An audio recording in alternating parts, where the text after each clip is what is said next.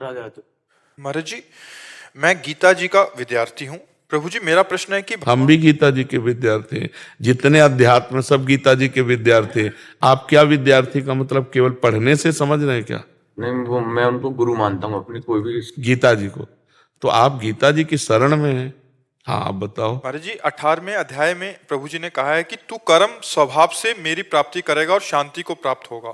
और प्रभु जी, अगर हम आपको या अपने आदर्शों को भी देखें तो सभी ने स्वाभाविक कर्म किए। प्रभु जी, मैं अपना स्वाभाविक कर्म कैसे पहचानूं? और जब भी मैं कर्म देखो, करता हूं तो वहां स्वाभाविक राग कर्म, द्वेषात्मक। वहां स्वाभाविक कर्म का तात्पर्य है 3 गुणों से, स्वभाव से नहीं। अभी हम 3 गुणों के स्वभाव में चल रहे हैं।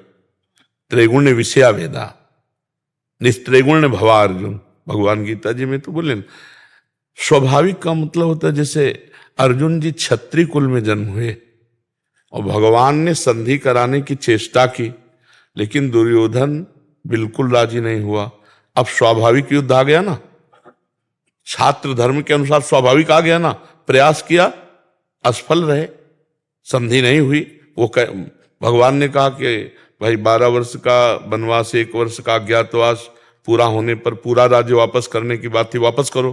उसने कहा नहीं वापस करूंगा। बोले ऐसा करो आधा आधा, बोले ये नहीं करूंगा। बोले 5 गांव दे दो, बोले नहीं करूंगा। सुई अग्रे न केसवा, सुई की नोक भर नहीं दूंगा। तो भगवान ने कहा फिर अब युद्ध निश्चित। तो ये स्वाभाविक छात्र धर्म है ना, तो छात्र धर्म के अनुसार स्वाभाविक आया ना। अर्जुन जी से कहा यदि तुम हमारी आज्ञा का पालन नहीं करोगे तो तुम्हारा स्वभाव है क्षत्रिय स्वभाव। ये स्वभाव में जब वो निंदा करेंगे ना तो अपने आप इनके गले काटना शुरू कर दोगे। अभी हमारी आज्ञा मान लोगे तो विजय श्री को भी प्राप्त होगे, तुम्हारा यश भी होगा। तो स्वभाव का तात्पर्य 3 गुणों से युक्त नहीं है कि उसके अंदर तमोगुण स्वभाव तो हिंसा पाप कर रहा हो, रजोगुणी स्वभाव है तो व्यभिचार कर रहा है, नाना प्रकार के भोग भोग रहा है। ऐसी बात नहीं है। इस बात को आंतरिक समझना होगा।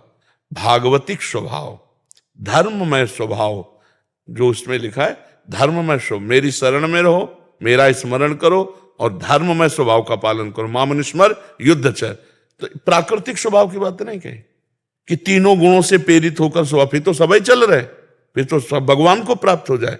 नहीं, धर्म स्वाभाविक। हमारी स्थिति जो हमारा जो धर्म है, जैसे आप किसी के पुत्र हैं, किसी के भाई हैं, आगे चलकर किसी के पिता बनेंगे, किसी के पति बनेंगे, ये सब धर्म है। इनका स्वाभाविक रूप से पालन करना चाहिए। तो वो ये तमोगुण रजोगुण इनके स्वभाव की बात नहीं कही।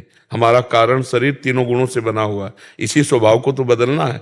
धार्मिक स्वभाव, भागवतिक स्वभाव, धर्म पालन करने वाला स्वभाव, भागवतिक स्वभाव, तभी भगवान की प्राप्ति होगी। समझ पा रहे हो आप? प्राकृतिक गुणों के स्वभाव से नहीं, नहीं तो सब प्राप्त ना हो जाए।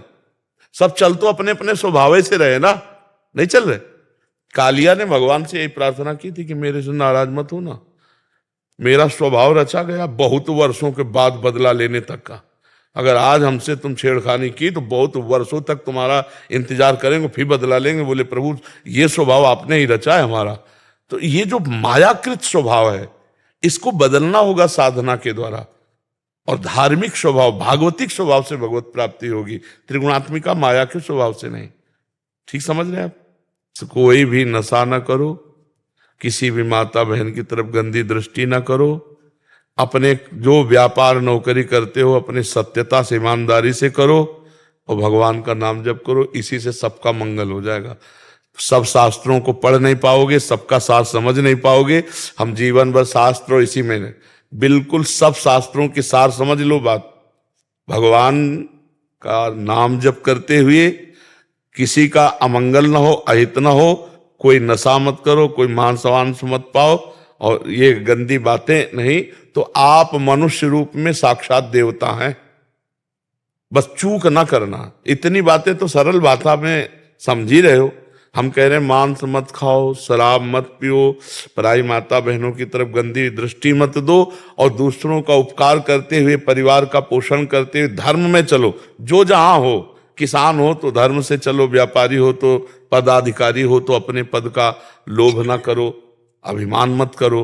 बस इसी से भगवत प्राप्ति हो जाएगी। जब हम गलत दिशा में चलते हैं तो फिर बात गड़बड़ हो जाती है। और हम अभी तक तो दिशा ही नहीं जानते रहे। अगर सत्संग ना हो तो दिशा ही कहीं पता नहीं कि हम किधर चले। अब बड़े भाग्य से सत्संग मिल गया, बड़े भाग पाइप सत्संगा, बिना प्रयास हो ही भवभंगा। तो अब कुछ तो आप में परिवर्तित होना चाहिए कि आप सत्संगी हो, आप साधु संगी हो, तो आप में कुछ विशेषता होनी चाहिए। वो यही कि गलत आचरण नहीं, भूल न दें कुमारक पाऊं। हमारे पास में भोग है, अगर धर्म विरुद्ध है तो माख भी नहीं देंगे। ऐसे ही होते सत्संगी। तो यार भगवान की कृपा से मिले हो तो कम से कम इतना धारण कर लेना, कोई नशा मत करना, गंदे आचरण मत करना, और जितना बन सके उतना भगवान का नाम जप करना। सब प्रश्नों का इसी में समाधान हो जाएगा।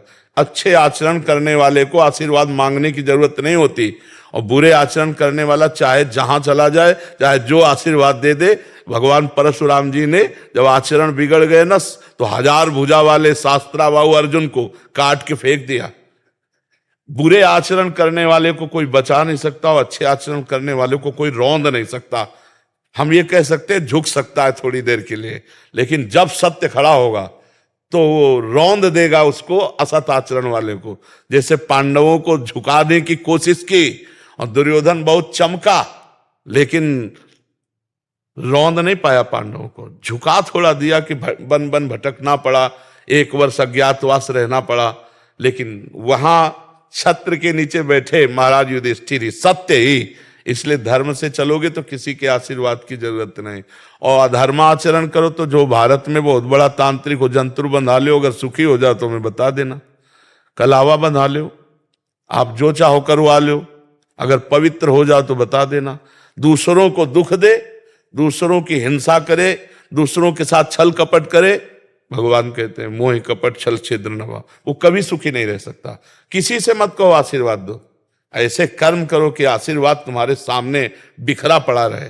तुम भगवान के जन हो, नाम जप करो, परोपकार करो, कोई गंदा खान पान मत करो। अभी देखो आनंद आने लगेगा। जहां पर कृपा राम की हुई, ता पर कृपा करे सब कोई, सब आशीर्वाद आपके पास आ जाएंगे। खूब नाम जप करो, अच्छे बनो।